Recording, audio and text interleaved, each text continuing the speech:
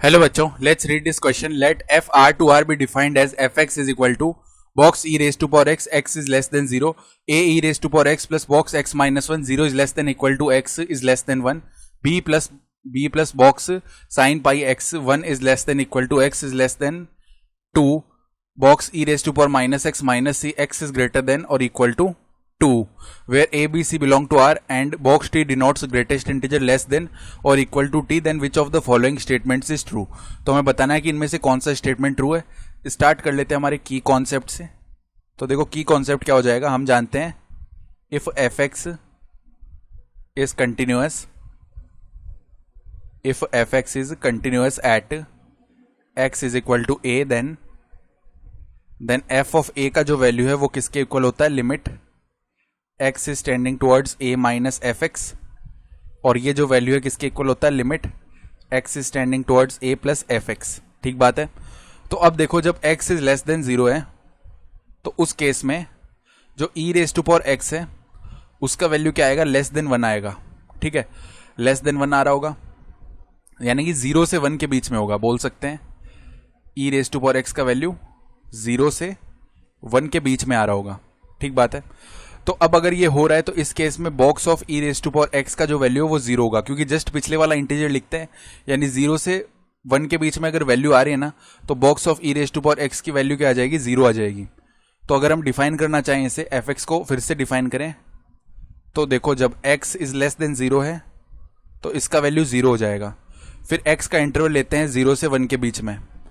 तो देखो X belongs to closed interval 0 to open interval 1, इसकी बात कर रहे हैं.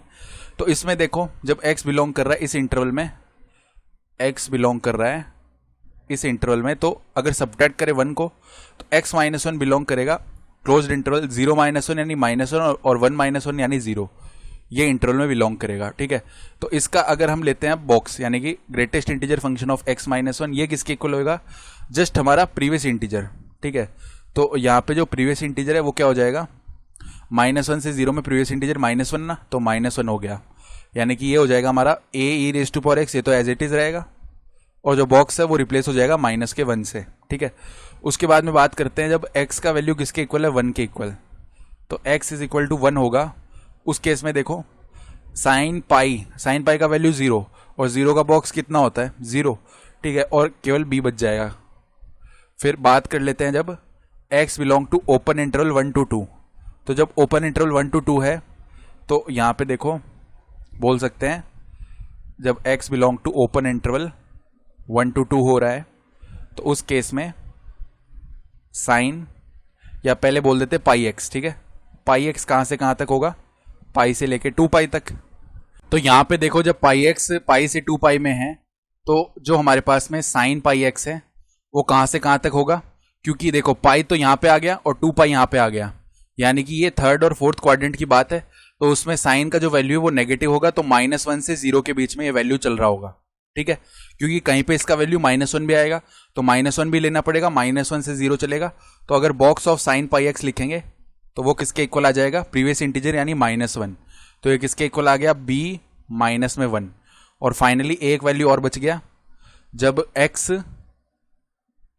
बिलोंग कर रहा है 2 से इनफाइनाइट, तो इस केस में देखो यहां पे ये वाला लेना है, तो e रेज टू पावर जब 2 से कोई भी बड़ा वैल्यू रखेंगे तो ये क्या आएगा हमारे पास में, ये जो वैल्यू है 0 से 1 की बीच की एक वैल्यू आएगी, क्योंकि e रेज टू पावर मान लो 3 हो गया, क्योंकि माइनस का 3 होगा. ठीक है, e रेज टू पावर -3 हो गया तो 1 अपॉन में e क्यूब, ये 0 से 1 के बीच की एक क्वांटिटी आएगी. जैसे जैसे पावर बढ़ाते जाएंगे ये डेसिमल और उतना ही आता जाएगा. ठीक है, तो इसका ग्रेटेस्ट इंटीजर फंक्शन 0 बनेगा, तो केवल माइनस का c बच गया इधर.